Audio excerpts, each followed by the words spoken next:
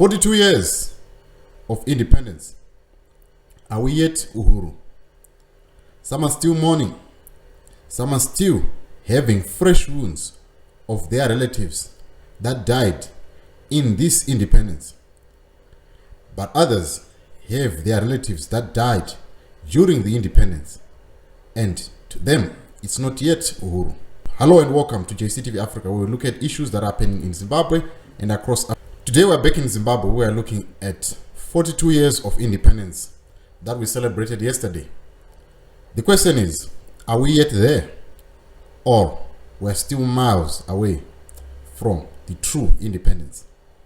Yes, we are allowed to vote. Yes, some of the things that we could not do before the before independence, we can do. However, there is a lot that needs to change in terms of our political space. There is so much hate amongst each other because of our political affiliation.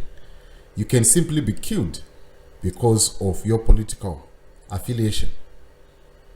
Especially the two rivals, MDC, now CCC, and ZANU-PF. It's wishful thinking for Heath to expect Smith to reason. The only way for Smith to reason is to use violence. That is violence in the valley. And we are prepared to fight. The Africans, we will do it since the British government has refused to use violence.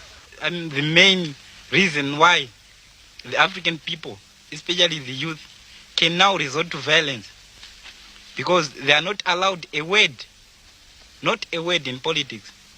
If I say anything against the government, I'll be behind the bars the next day. There are informers in every square mile of the country.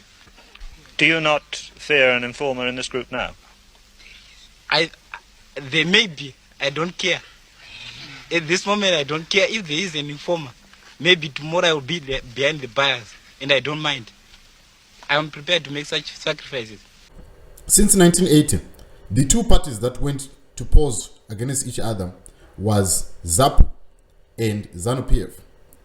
And the fight started in 1981, and which ensued to Gukurahundi.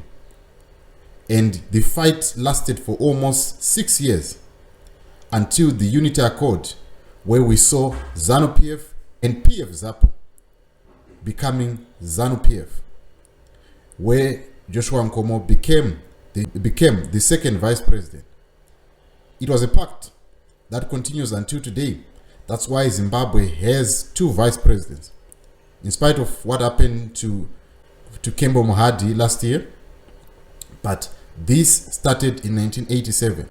Fast forward to 2008, we saw a similar issue, which started from 2000s when MDC came to the political space.